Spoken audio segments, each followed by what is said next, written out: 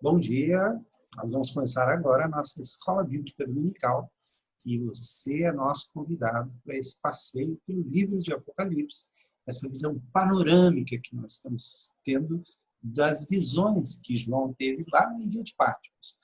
Apocalipse, lembrando, significa revelação, desvendamento.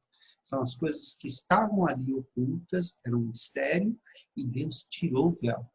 E nós vamos ler, a partir hoje, do finalzinho do capítulo 12, versículo 13, em diante, para a gente tentar desvendar algumas das imagens mais espetaculares que o Apocalipse nos traz.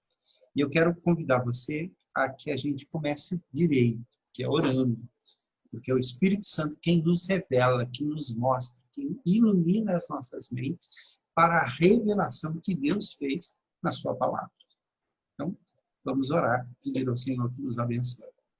Querido Deus, eu quero colocar diante de Ti, ó Pai, o Teu povo, nós que nos colocamos ao redor deste livro para lê-lo, para ouvi-lo e para guardar as coisas que estão escritas neste livro no nosso coração, para que nós possamos ser abençoados com a leitura do Apocalipse, que é um livro que foi escrito para nos confortar, para nos fortalecer no meio da tribulação.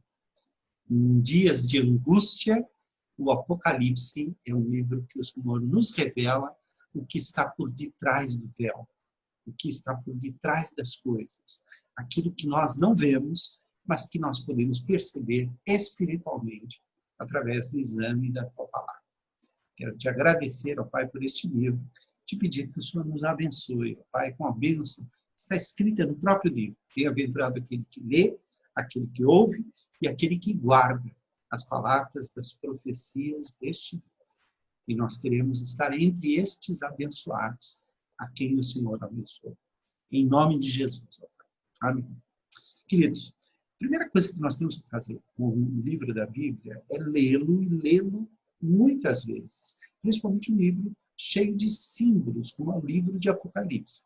Eu gostaria de convidá-lo a fazer essa leitura juntamente comigo, especialmente em duas versões ao mesmo tempo. Você provavelmente está com a sua Bíblia aberta aí, no capítulo 12, versículo 13, e nós vamos ler o finalzinho dessa cena extraordinária. O capítulo 12 apresenta uma mulher, esta mulher é vestida de sol, tem a lua debaixo dos seus pés, tem uma coroa de 12 estrelas na cabeça e ela está pronta para dar à luz. Esta mulher, nós já vimos na aula passada, ela simboliza toda a história do povo de Deus e aquela promessa que foi feita em Gênesis 3:15, que diz que a semente da mulher, a descendência da mulher, mas a palavra específica lá no Gênesis é semente, a semente da mulher, e na nossa Bíblia até traduz por masculino, pois já interpreta, dizendo que a semente é a raiz de Davi, é aquele que viria. Mas essa semente inclui toda a posteridade da mulher, tanto no Antigo Testamento, até que venha o Messias, e depois aqueles que estão no Messias, estão em Cristo, e agora fazem parte da igreja. Por isso essa mulher, ela representa, ao mesmo tempo, o povo de Deus no Antigo Testamento e o povo de Deus no Novo Testamento. Nós vemos essa mulher em dois momentos. Antes de dar à luz, é o povo de Deus, antes do nascimento de Jesus. Depois que ela dá à luz, o povo de Deus que permanece como a noiva de Cristo. O filho que lhe nasce, o filho varão, que há de reger todas as nações com cetro de ferro, é o próprio filho de Deus, e ele é arrebatado até a presença do Pai. Ele é levado até Deus, diante do seu trono. Existe um dragão, uma figura extraordinária, uma figura tremenda, que está pronto para devorar a criança. Se você quiser entender um pouquinho disso, pega a aula passada e dá uma olhada lá. Pois bem, nós vamos partir daí, olha só. A partir de um determinado momento, aquela mulher, ela foi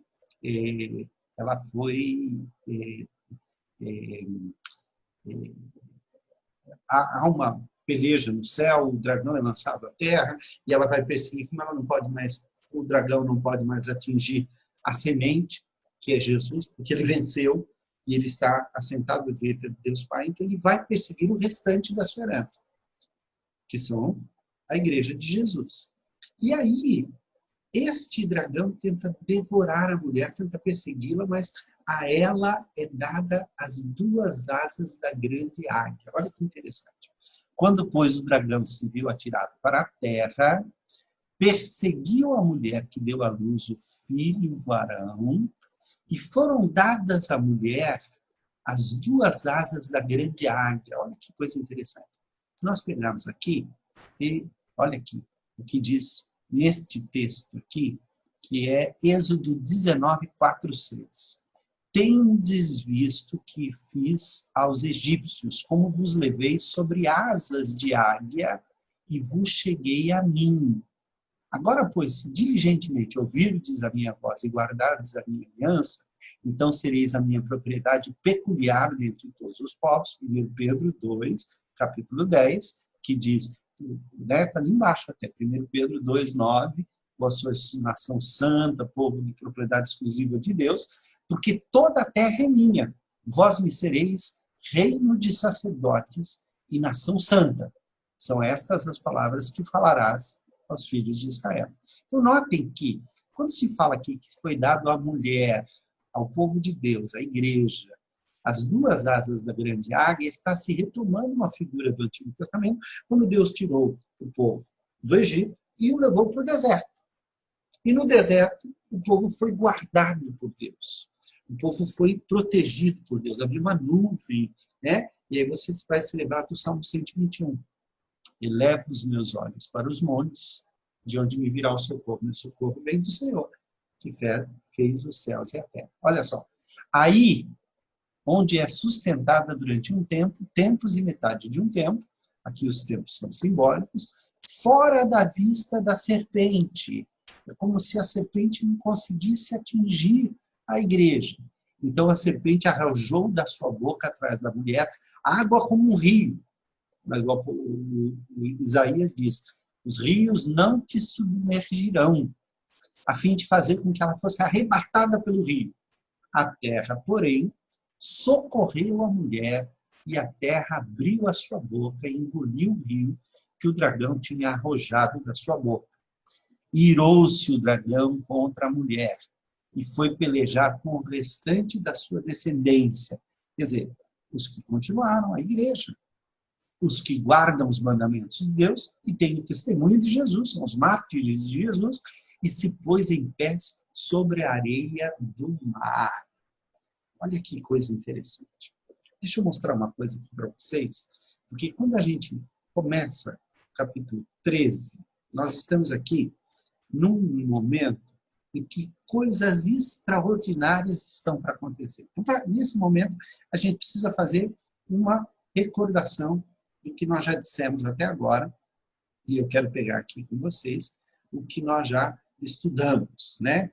Nós começamos aqui vendo na primeira cena que a igreja está nas mãos de Jesus, e João em Patmos está recebendo de Deus uma revelação de que a igreja está guardada e de que Deus conhece muito bem a sua igreja. O texto do Apocalipse é muito ligado ao texto de Daniel, são dois textos apocalípticos. E o texto de Daniel fala da mesma visão que aparece em Apocalipse. Na primeira cena, então, as igrejas são apresentadas, Jesus está no meio dela, ele tem o controle da igreja, ele é o dono da igreja, ele tem a igreja na mão. Mas e o mundo? Bom, João, então, é convidado a subir ao trono do universo, na segunda cena. Lá no trono do universo, Deus está sentado. Ao redor do trono estão representados a igreja, que são os 24 anciãos, os anjos e a natureza toda, os 4 seres viventes, que são os querubins, e esses querubins estão ao redor cantando santo, santo, santo, zelando pela santidade de Deus. Um livro é apresentado, e esse livro tem 7 selos. Esses selos representam aquilo que o homem por si próprio não consegue conhecer. Tanto é que João fica chorando, porque ninguém, nem sobre a terra, nem nem sobre a terra, nem sobre o céu, nem debaixo da terra, foi achado alguém digno de abrir o livro. Mas aí um dos anciãos coloca a mão sobre ele e diz, não chore. o cordeiro que morreu, que foi morto e está vivo, ele venceu. E ele vai abrir o livro, ele vai nos revelar os segredos. E ele é o leão da tribo de Judá, é Jesus.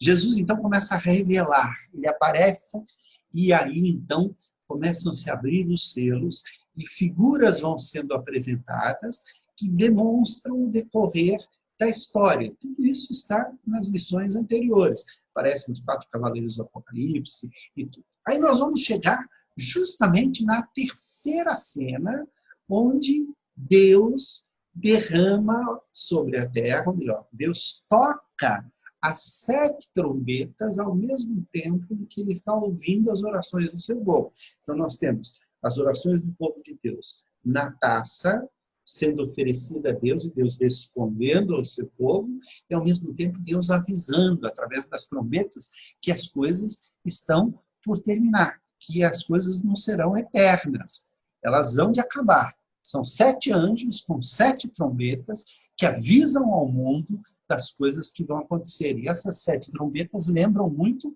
as 7 pragas do Egito, ou melhor, as 10 pragas do Egito. Então nós temos nessa terceira cena o anjo que está levando as orações a Deus e o anjo, o mensageiro, que está trazendo a mensagem para o mundo e advertindo ao mundo. Então, tudo que acontece, né? Cada trombeta que toca, alguma coisa acontece, alguma parte, a água, o mar, a terra, alguma coisa é destruída em parte, não totalmente, para mostrar que as coisas não são eternas. Pois bem, e aí nós chegamos nesta cena extraordinária, que é a central. Começa no capítulo 12, até o capítulo 15, e nós já vimos no capítulo 12 que são apresentadas ali, antes das 7 visões do conflito que vai ocorrer, e que, de certa forma, note, há uma repetição, 7 igrejas, 7 trombetas, 7 visões. O que isso quer dizer? 7 na Bíblia é o número da perfeição. 7 igrejas significam a igreja toda, de todos os tempos e de todas as épocas. 7 trombetas é o aviso dado por Deus à humanidade, as chamadas ao arrependimento. É uma chamada perfeita. Até que é tocada a última trombeta, e aí para tudo, é como se voltasse no tempo, e aí então nós vamos ter 7 visões. Só que primeiro apresentam-se os personagens. Um dragão aqui, a gente já viu que esse dragão é uma imagem que se transforma na Bíblia. O texto do Apocalipse 13 diz que o dragão é a antiga serpente. Então é Satanás. Mas essa serpente vai crescendo, vai se transformando num dragão, e esse dragão, animais, no livro de Daniel em especial, representam nações que se encheram do poder e, de certa forma, se tornam instrumentos nas mãos de Satanás. As nações podem ser instrumentos nas mãos de Deus, mas também podem ser instrumentos na mão de Satanás. Quando Daniel está falando sobre as grandes nações que se confrontam com Israel, ele está falando, na verdade, das nações que atacaram o povo de Deus na antiguidade. Uma mulher vestida de sol, com a lua debaixo dos pés, aqui é lua, não é luz, e uma coroa de 12 estrelas, representa o povo de Israel, nós já vimos, mas representa também a igreja. A mulher está grávida, e o dragão quer devorar o filho quando nascesse. Só que esse filho é tirado do dragão, ele não tem o poder de destruir o filho, pelo contrário, este filho vence o dragão e ele é expulso do céu. E aí, então, começa o grande conflito cósmico. Quando o dragão se vê jogado para a terra e a mulher, o filho, subiu até em cima, ele se prepara para atacar a mulher. E aí vem, então, a primeira visão. E a primeira visão está justamente no capítulo 13 de Apocalipse. Olha o que diz aqui. Nós vamos ler desse lado aqui. Note, como a gente fala de besta, né? A expressão besta já se tornou tão comum que a gente tem a ideia de sempre besta já não remete ao seu sentido original. O que é besta? Besta é um animal. É um animal. As bestas feras do campo são os animais do campo. Só que são animais diferentes. Porque esses animais não são animais que existam na natureza. Eles são uma mistura de animais. É por isso que a Bíblia, na linguagem de hoje, chama de monstros. São animais monstruosos. Então, vamos lá. Depois viu um monstro, uma besta, que subia do mar. Lembra que no Apocalipse, mar representa para povos, nações, línguas. A voz de muitas águas é a voz de muitas nações, de povos, nações. Então, o mar é como se fosse a multidão das pessoas que existem no mundo, a multidão dos povos. Este animal, este monstro, subiu do povo. É a democracia? Não, é um império. Note bem. Ele tinha 10 chifres e 7 cabeças. Uma coroa em cada um dos chifres e nomes que eram blasfêmias escritos nas cabeças. Então, note, esse animal tinha 10 chifres e 7 cabeças. Vamos dar uma olhadinha aqui. A gente tem aqui, olha só, no Apocalipse 7, aqui, Apocalipse 17, diz assim, olha, transportou-me o anjo em espírito a um deserto e vi uma mulher montada numa besta, um animal escarlate, vermelha, besta repleta de nomes de blasfêmia, com 7 cabeças e 10 chifres. Então, esse animal, ele continua até o capítulo 17. Olha o que se diz aqui no versículos 7 a 12 do capítulo 17. Nós estamos no 13. O anjo, porém, me disse, por que te admiras? Dir-te-ei o mistério da mulher e da besta que tem as 7 cabeças e os 10 chifres, e que leva a mulher. Essa cena é estranha no capítulo 17, porque no capítulo 13, a mulher ela é perseguida pelo dragão. Mas no capítulo 17, a mulher está sentada sobre o dragão. É como se João estivesse dizendo que existe uma religião que é lícita e que está debaixo do serviço de Deus, mas existe uma religião que se prostituiu e que é representada pela Babilônia. A Babilônia representa a grande meretriz, a grande prostituta, ela se prostituiu, ela se uniu ao dragão. É interessante porque a igreja, depois de algum tempo, se une ao Império Romano. E foi um dos períodos mais tristes da igreja. Olha o que diz aqui. E a besta que viste, ela era e não é.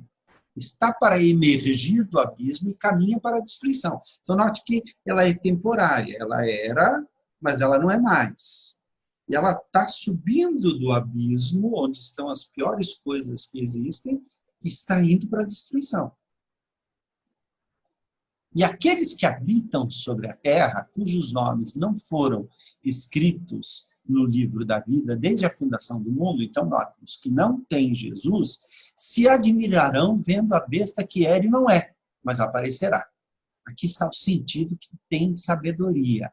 As 7 cabeças são 7 montes. Note que João está dando a dica que todo mundo sabia que Roma estava assentada sobre 7 montes. São 7 colinas de Roma. São 7 montes nos quais a mulher está assentada. Havia uma religião pagã ali. Essa religião pagã depois vai se misturar com o cristianismo. Mas é uma religião que vem da Babilônia, que junta todos os deuses dos gregos, dos persas, dos egípcios, dos romanos, de todo mundo. Os romanos colecionam deuses. Então, é uma religião de confusão, de Babilônia. Olha aqui. São também 7 reis, dos quais caíram 5. Um existe, o outro ainda não chegou. Não sei do que ele está falando. É possível, muitos acham que ele está falando sobre os 12 Césares, que vão existir até o século I, mais ou menos. São 12 Césares, desde César Augusto, passando por Nero. Mas este César que está reinando agora, que é o grande, ele é tido como o pior, aquele que perseguiu a igreja. Então, olha só, são também 7 reis, dos quais caíram 5. Um existe, o outro ainda não chegou. Quando chegar, tem de durar pouco. E a besta que era e não é, também é ele, o oitavo rei, e procede do 7, e caminha para a destruição. Os 10 chifres que viste são 10 reis, os quais ainda... Notem, é uma sucessão de reinos. Agora, olha que interessante. Em Daniel 7:3, fala de 4 animais diferentes uns dos outros que subiam do mar. Mas aqui está falando que tem um animal apenas subindo do mar. Qual a diferença? Daniel está olhando do ponto de vista do povo de Israel, que teve que enfrentar a Síria, a Babilônia, os medos e os persas, os gregos e, mais tarde, o povo romano. Cada uma dessas nações é representada em Daniel por um tipo de animal. E, no caso, quando nós estamos aqui em João, onde toda essa história já passou, é como se esse animal que agora existe, que é o pior de todos, ele está juntando tudo aquilo que existe nos outros 4 animais que o precederam. Ele pega o que veio da Síria, da Babilônia, dos medos e dos persas e dos gregos. E ele pega isso tudo e junta num animal monstruoso. Quer dizer, um império monstruoso. Olha, o monstro que vi parecia um leopardo. Se pegar lá em Daniel, tem um leopardo. E os seus pés eram como de um urso. Tem lá um urso, o segundo animal. A boca era como a boca de um leão. Está lá um leão. Lá em Daniel 4. E o monstro, e ao monstro, o dragão, que é Satanás, deu o seu poder. Olha aqui. Né? Aqui tem lá em Apocalipse 12, é o mesmo dragão. O dragão deu o seu poder e o seu trono e grande autoridade.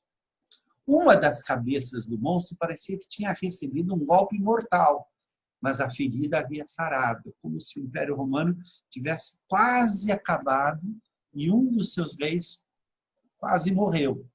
O mundo inteiro ficou admirado e seguiu o monstro.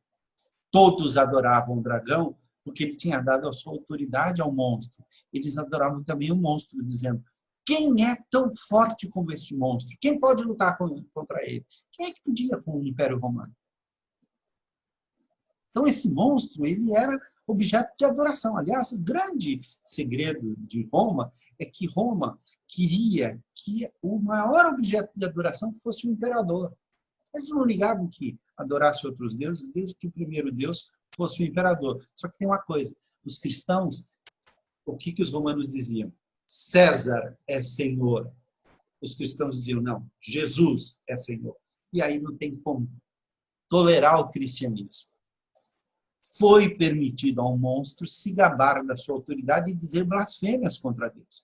E ele recebeu a autoridade para agir durante 42 meses.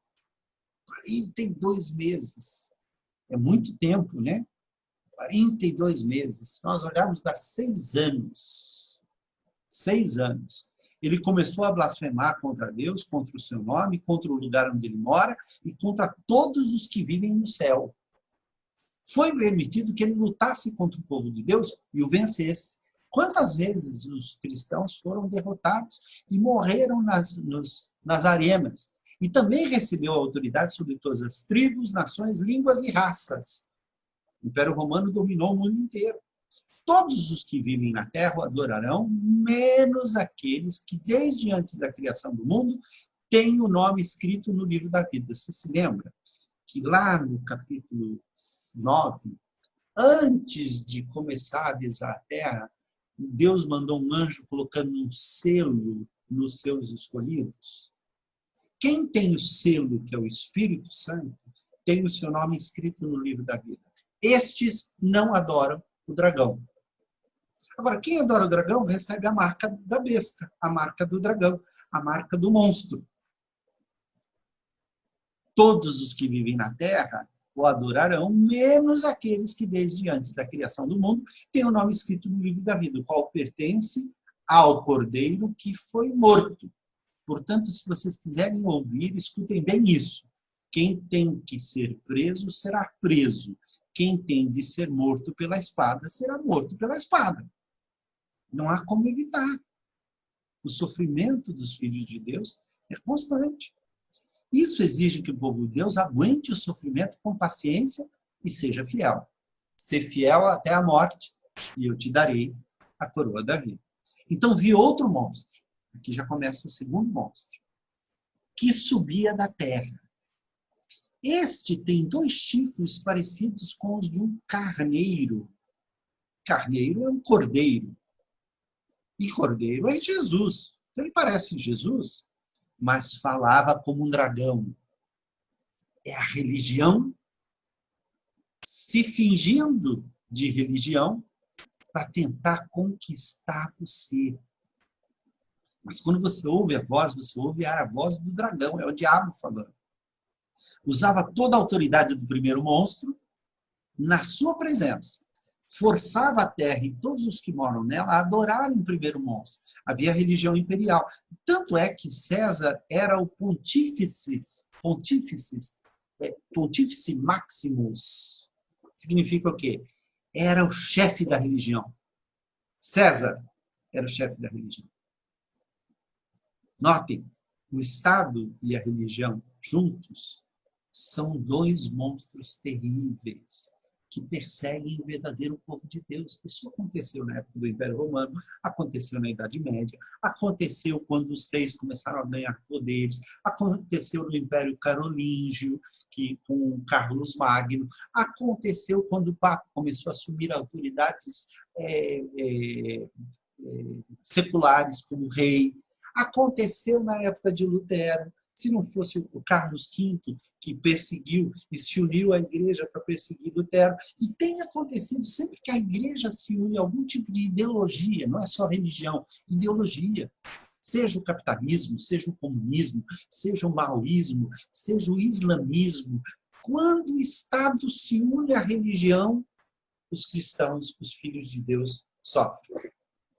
E esse é o grande perigo do Estado estar atrelado à religião. Quando o governo começa a querer usar a religião e a religião começa a querer usar o governo, o diabo está agindo. Preste atenção nisso. Preste atenção nisso. Olha aqui, usava toda a autoridade do primeiro monstro na sua presença, na presença do império, forçava a terra e todos que moram nela a adorarem o primeiro monstro, aquele cuja ferida mortal havia sido curada. Esse segundo monstro fez coisas espantosas. Fez com que caísse fogo do céu sobre a terra. Quem fazia cair esse fogo do céu sobre a terra? Os profetas. Na presença de todas as pessoas. Ele faz milagre.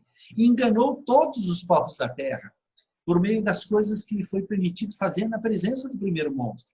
O segundo monstro disse a todos os povos do mundo que fizessem uma homenagem, uma imagem em honra ao outro monstro, que havia sido ferido pela espada e não havia morrido.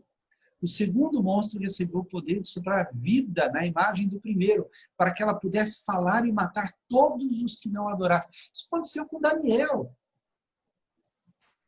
E é interessante, porque, lembra, o número da besta é 666.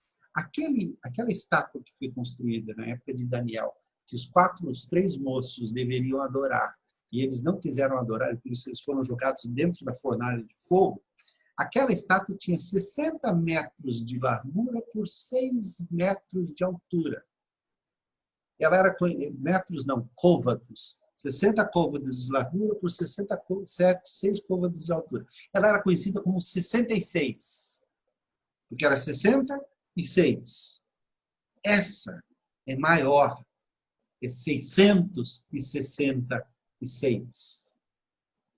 Estão percebendo que é a religião, de alguma forma, a filosofia, a ideologia querendo fazer com que o Estado prevaleça, criando uma religião de Estado, criando uma maneira de tentar enganar através de milagres, através disso, através daquilo. Qual é a marca da besta? É justamente o 666, que simboliza o quê? Simboliza a tentativa de ser 7 e nunca conseguir. Querer ser Deus e não ser. é querer tomar o poder e a autoridade de Deus. Ele obrigou todas as pessoas importantes e humildes, ricas e pobres, escravas e livres, a terem um sinal na mão direita ou na testa. Mão direita, a mão que age. A testa é onde está o pensamento, onde está a razão.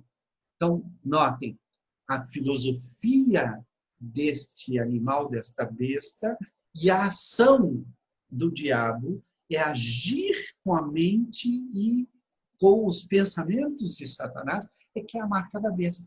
Por isso que não tem perigo de você ter a marca da besta. Se você tem Jesus no seu coração, você não tem a marca da besta. Ah, mas a marca da besta não é aquele chipzinho que coloca aqui e tal. Não! Não é nada tecnológico. É algo espiritual. Não tem nada a ver. Ah, se me obrigarem, me amarrarem, colocarem em mim o chip, fizeram uma marca na minha testa. Não vão fazer. E se fizerem, não vai fazer diferença nenhuma. Porque a marca é interior. É no coração, é na alma, é no agir, é no falar, é no pensar.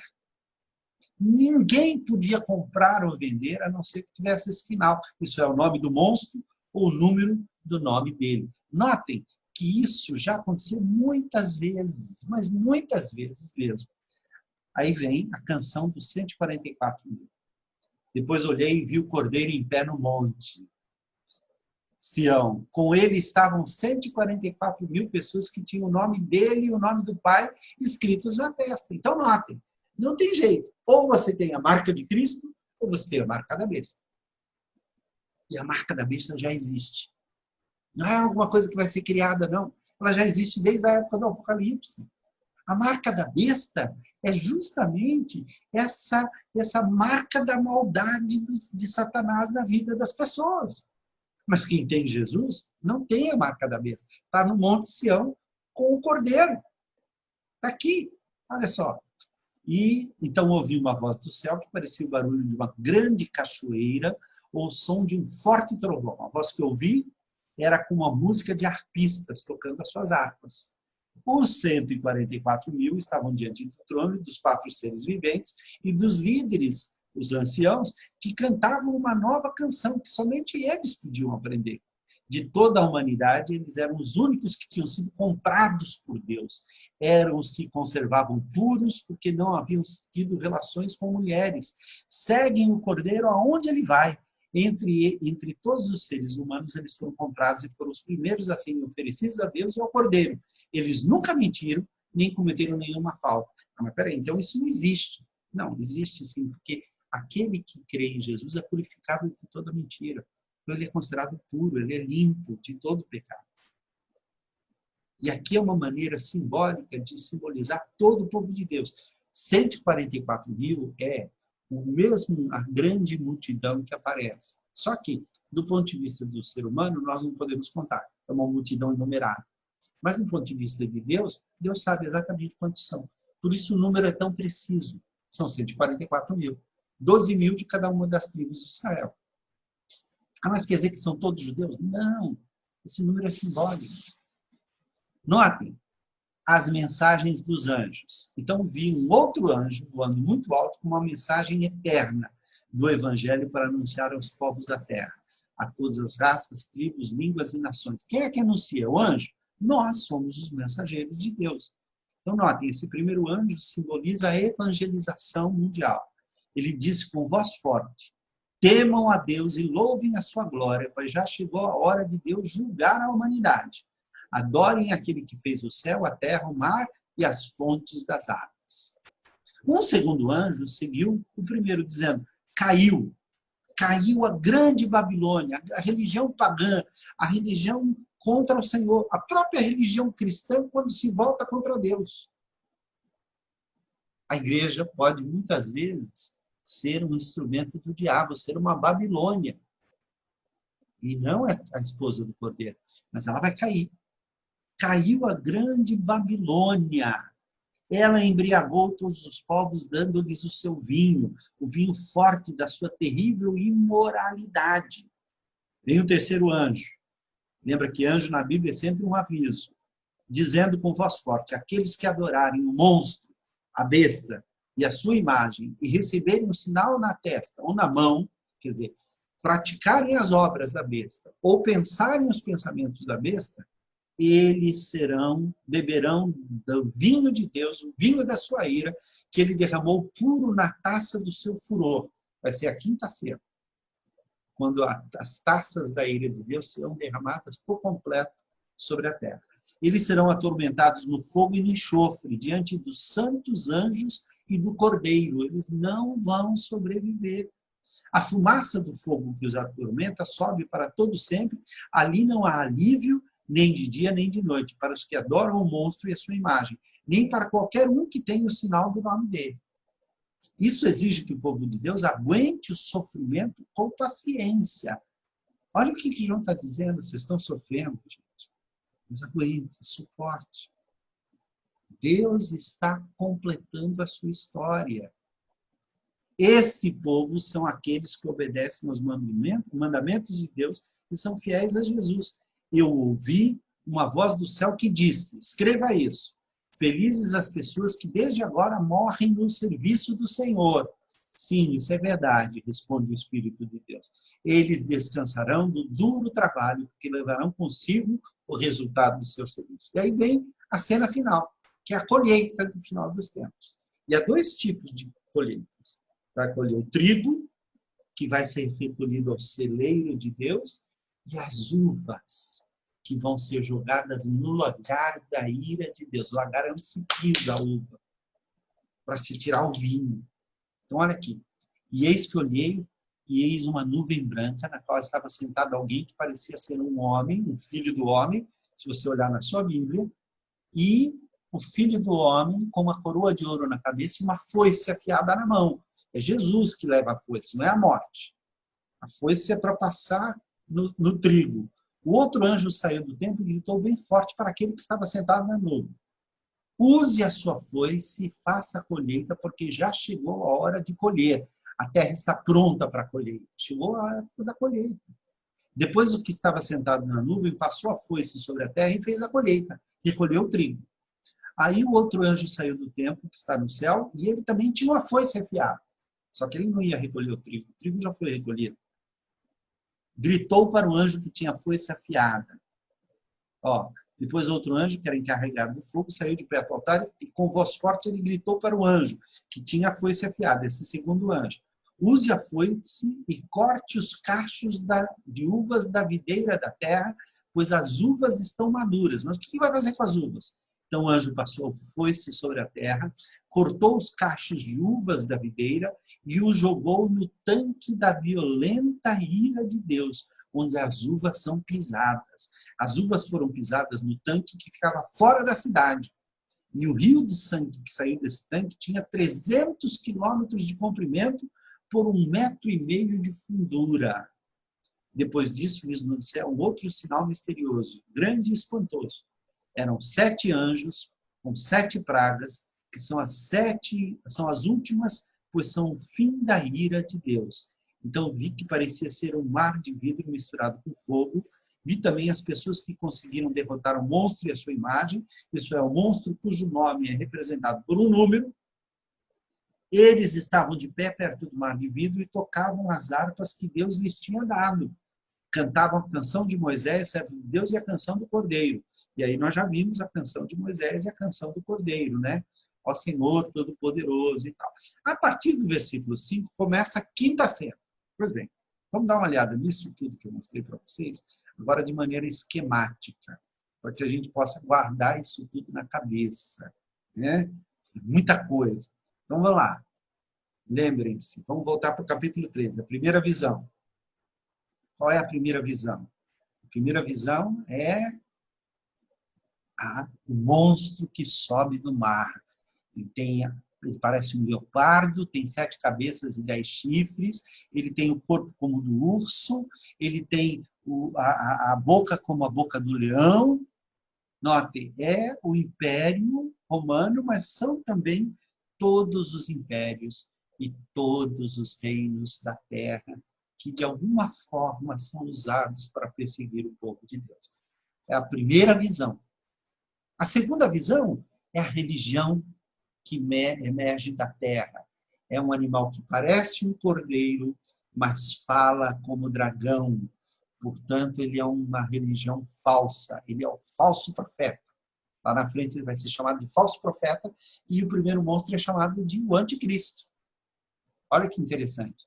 Os nomes mudam, mas os personagens são os mesmos. Este segundo animal, ele faz com que adore o primeiro. Então, os dois estão unidos para perseguir o povo de Deus. Aí vem os anjos. Cada um dos anjos faz uma advertência. Vem o primeiro anjo que fala e sai pregando o evangelho. Vem o segundo anjo e fala da ira de Deus. Vem o terceiro anjo e fala, olha, tomem cuidado, aguardem mais um pouco, esperem porque o tempo está chegando. Estas visões todas culminam com a quarta visão, que é a ceifa e a vindima. A ceifa colhe o trigo, que vai ser recolhido na presença de Deus. A vindima colhe as uvas, que serão colocadas para serem pisadas na ira do cordeiro. Nós vamos voltar a essa figura.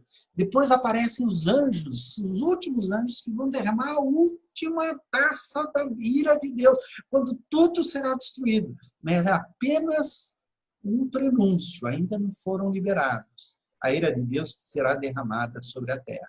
Eles vão trazendo essas taças com a ira de Deus, o vinho da ira de Deus, que vai ser derramado sobre a terra. E, por fim, a sétima visão é a canção da vitória, porque eles estavam perto do mar de vidro, tocavam as harpas de Deus que tinham dado, cantavam a canção de Moisés, o servo de Deus, e a canção do Cordeiro.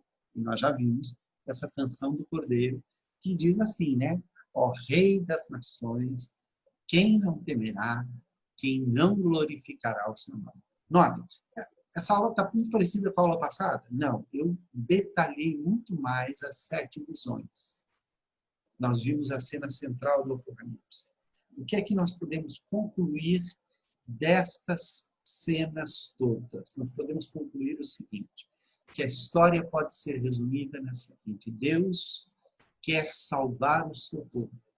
Ele preparou o seu povo durante todo o Antigo Testamento para a vinda do Cordeiro, e o Cordeiro, ou melhor, para a vinda do seu filho, o seu filho viria para reinar sobre todas as nações.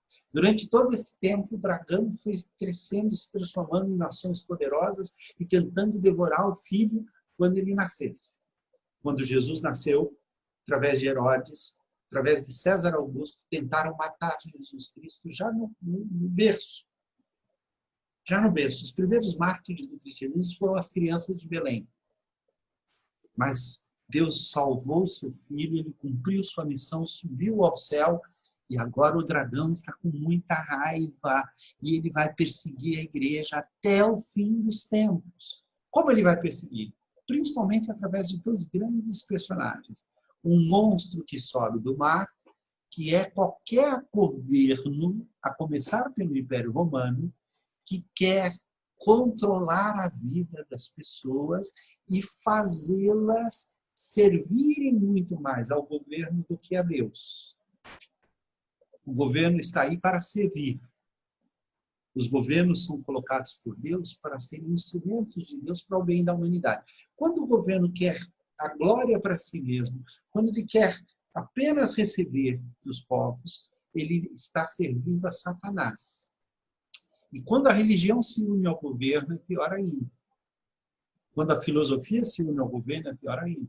Quando existe uma ideologia, e aqui quando eu falo ideologia, pode ser ideologia de esquerda, ideologia de direita, ideologia de centro, ideologia que faz com que o governo esteja acima da adoração ao Deus verdadeiro. O nazismo fez isso. O comunismo fez isso. Há países hoje, muçulmanos, que o governo está se unindo às religiões para oprimir as pessoas. As religiões de várias nações, quantas vezes a religião foi usada pelas nações para oprimir as pessoas? Mas Deus tem os seus eleitos, que são marcados na testa, no pensamento, e na mão direita, na ação, pela mão e pelo cordeiro. Tem o selo do cordeiro. E os que não têm? Tem o selo da besta. Tem o número da besta.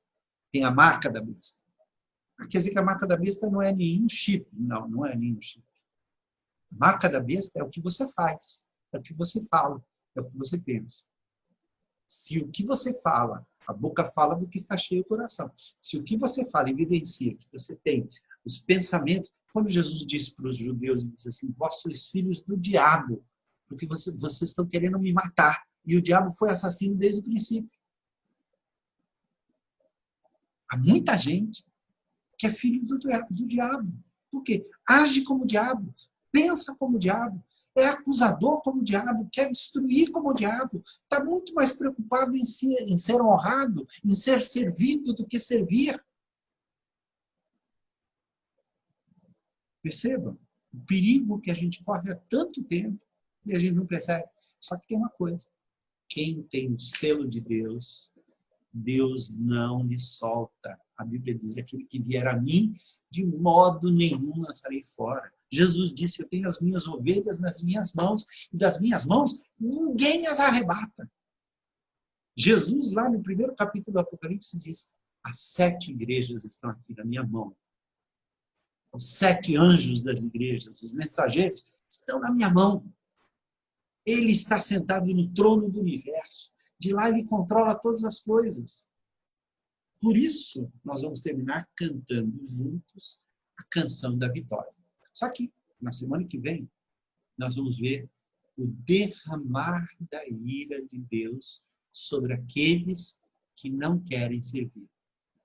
Aqueles que se colocam debaixo, fora da misericórdia. A misericórdia de Deus está aqui. Jesus é a fonte da misericórdia. Quem se coloca debaixo do sangue do Cordeiro que está sobre a porta, e a ira de Deus não atinge.